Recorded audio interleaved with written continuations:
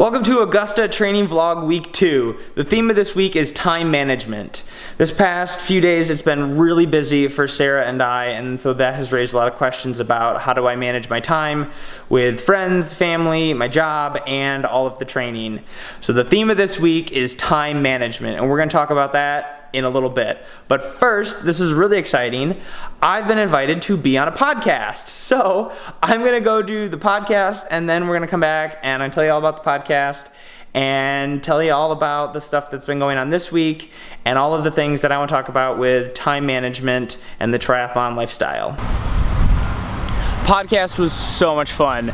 I've never gotten an opportunity to do one before, but it was definitely a unique experience. It was a ton of fun. By the time this video goes live, the podcast will have been up for about a week. So I'll be sure to link that in the description below so you guys can check that out if you haven't already seen it.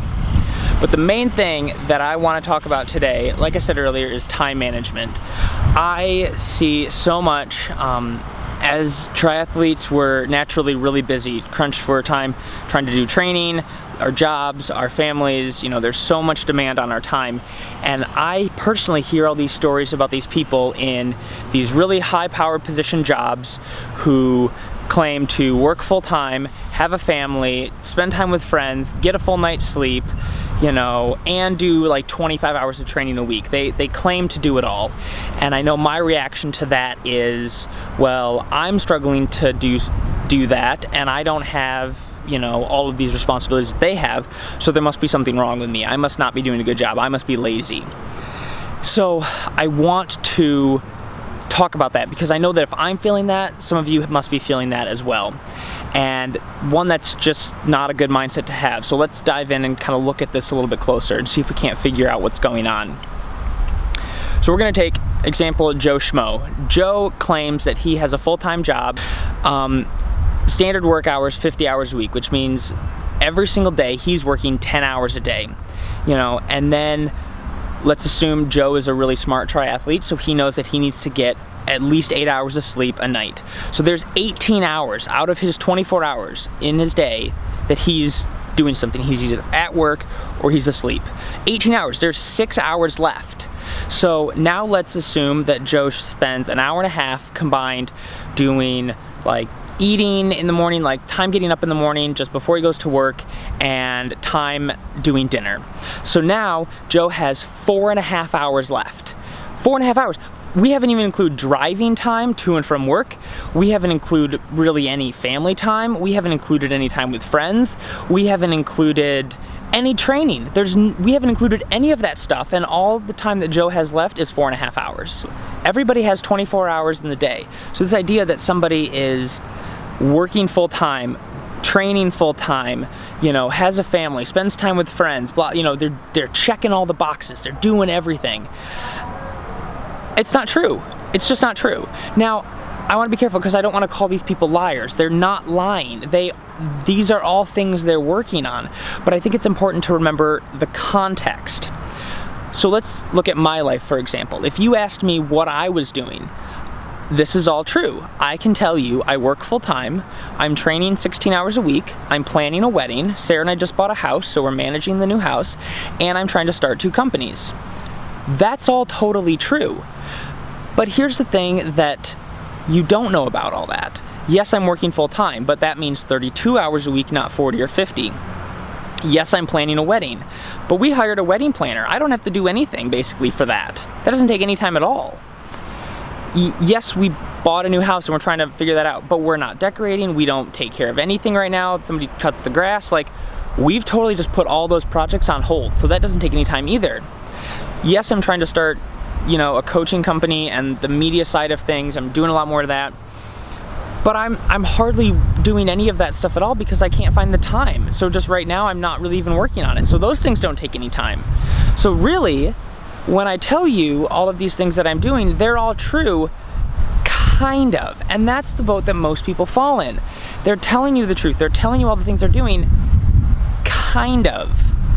And so it's just really important to remember when you see these people who claim to be doing it all, they might not be. It might not be what you think. And that doesn't mean that if you're not living up to that expectation, that you're somehow being lazy, or you're somehow not good with your time, or you're somehow less than they are. And I think that's the danger that a lot of people fall into, is they feel that.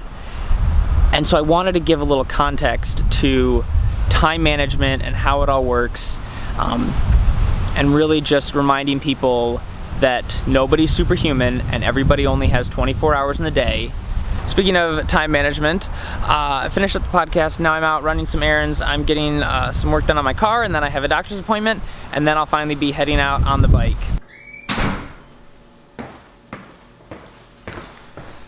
All right, it's 2 o'clock. I want to try to get out on the bike in the next 30 minutes. We have to make lunch, and we have to get the bottles ready. So let's try to be fast. I find that having drink mix in all the bottles is just too much. I like some water. So to keep it simple on the course when I'm out riding, clear bottles have water. Non-clear bottles, drink mix. Super simple.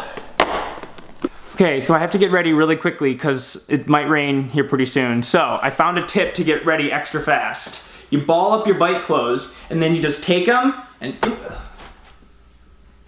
See? All ready to go.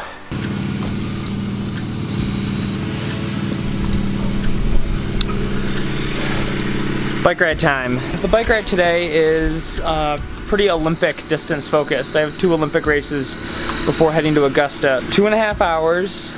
The main set is lots of repeats.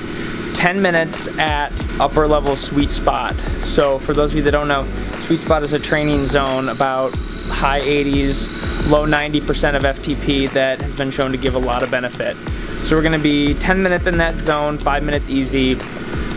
Repeat that over and over and over again for about 2 hours. So we're gonna be looking to hit about 300 to 310 watts for each one of those. So it should be a lot of fun. Let's get going.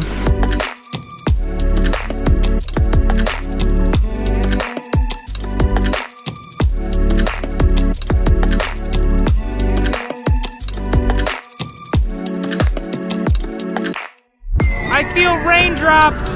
Google, you lied to me. Darn you, Google. You're not very accurate weather. 2 done. Round 3.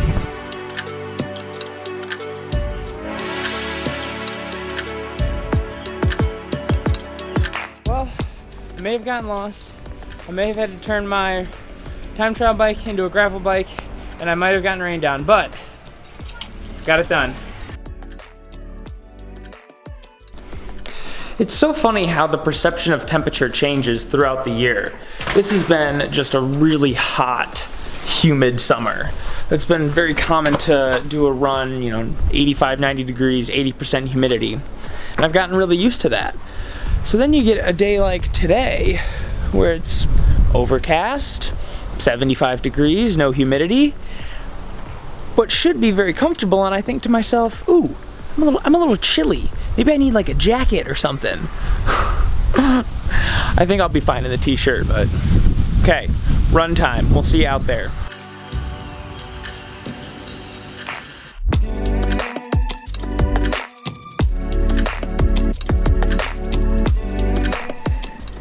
End of the week, back on the couch, just like last week. Overall, the bike and the run didn't go too bad. It was really tough, but we managed to make it work. So that's it. Thanks for sticking around. Thanks for checking out the week, and we'll see you for the next week. Bye.